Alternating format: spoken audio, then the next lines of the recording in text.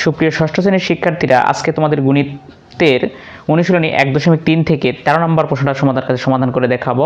তোমরা শুরু থেকে শেষ পর্যন্ত ভিডিওগুলো দেখো। শিক্ষার্থীরা দেখো, 13 নম্বর প্রশ্নে লেখা রয়েছে দুইটি সংখ্যার গুণফল 3380 এবং গসাগু 13, সংখ্যা দুইটির লসাগু নির্ণয় করো।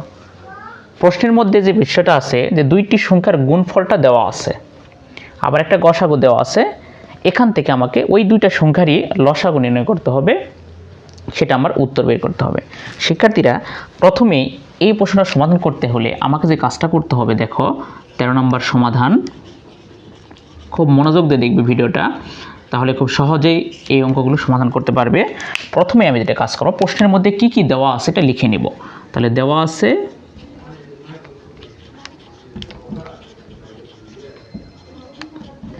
দুইটি সংখ্যার গুণফল, দুইটি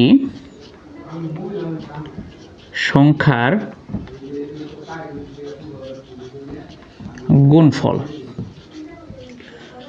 দুইটি সংখ্যার গুণফল আমার প্রশ্নে দেওয়া আছে 3380।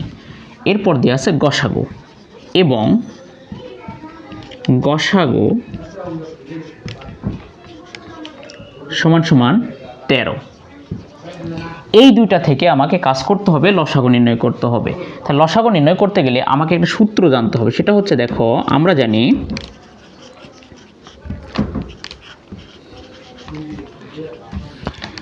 দুইটি সংখ্যার গুণফল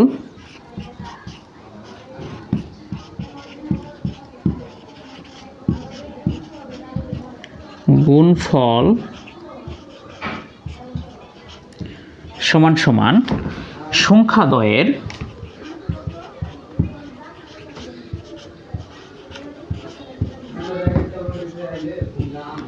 গসাগু গুণ সংখ্যাদ্বয়ের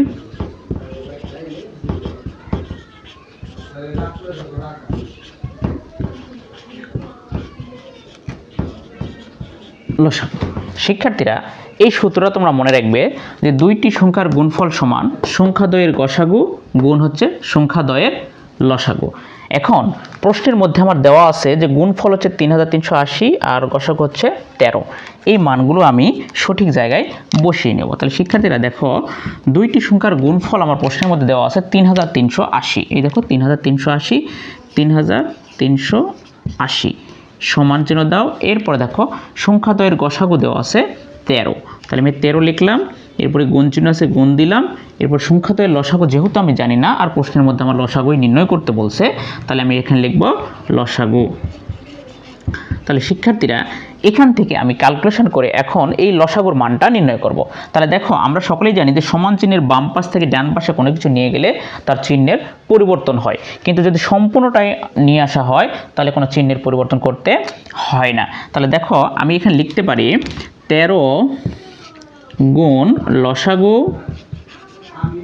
অর্থাৎ সমান চিহ্নের ডান পাশে 13 গুণ লসাগু রয়েছে, পরবর্তী রয়েছে বামে রয়েছে কত, 3380। এটা আমি লিখে নিব 3380। কেন লিখে নিব? এটা ক্যালকুলেশন সুবিধা করার জন্য আমি লিখে নিতেছি।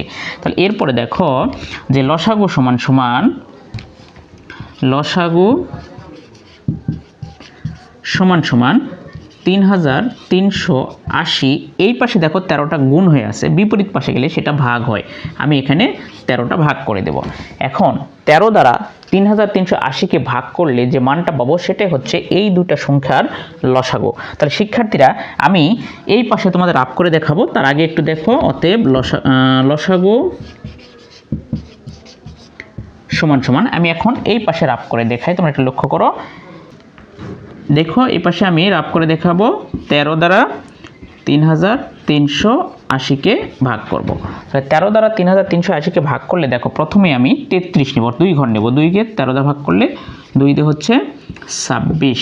এখন বিয়োগ করে দাও, 26 যদি হয় 13 দুগুণে 26, বিয়োগ করলে হয়, দেখো উপরে যেহেতু 3 নিচে 6, তাহলে 3কে 13 ধরতে হবে। 6 7 8 9 10 11 12 13, 7 বের হয়।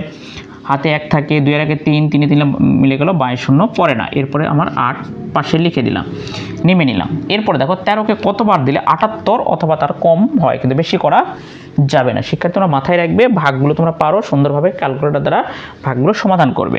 তাহলে দেখো 13 যদি আমি করি, 13কে যদি আমি 5 বার দিই তাহলে কত হয়, 5 তেরাং হয় হচ্ছে 65। আর 13কে যদি আমি 6 বার দিই তাহলে 308 থেকে 1 6 আছে 78, 6 বার দিলে মিলিয়ে যাচ্ছে। আর এটাতে যেহেতু মিলতেছে না তাহলে বাদ। তাহলে এখন 6 বার দিব, 6 বার দিলে হচ্ছে 78। এরপরে দেখো 8 মিলে গেলে 0, 7 মিলে গেলে 0। এখন পাশে যেহেতু 0 রয়েছে, 0টা নিব। এখন 13 দিয়ে 0কে ভাগ করতে হবে। এখন 13কে যেহেতু 0 দ্বারা ভাগ করা যায়, 13কে 0 দ্বারা ভাগ করা যায় না, তা এই জন্য আমাকে করতে হবে কি 0 নিয়ে এখানে একটা 0 নিয়ে সর্বশেষ ভাগশেষ 0 করতে হবে। তাহলে আমার ফলাফল আসলো 260, অর্থাৎ 13 দ্বারা 3380কে ভাগ করলে বের হয় 260। তাহলে শিক্ষার্থীরা দেখো এই সংখ্যা দুইটির লসাগু আমার বের হলো 260। তাহলে আমি এখন লিখতে পারি অতএব সংখ্যা দুইটির লসাগু, সংখ্যা দুইটির লসাগু সমান সমান 260। এটাই আমার কাঙ্ক্ষিত প্রশ্নের উত্তর। শিক্ষার্থীরা তোমরা এইরকম পরবর্তী অধ্যায়ের ভিডিওগুলো পেতে, ধারাবাহিকভাবে পেতে তোমরা আমার ভিডিওগুলো অবশ্যই শুরু থেকে শেষ পর্যন্ত দেখবে এবং ভালো লাগলে অবশ্যই একটু লাইক কমেন্ট শেয়ার করবে। শিক্ষার্থীরা সকলেই ভালো থাকবে। ধন্যবাদ সকলকে।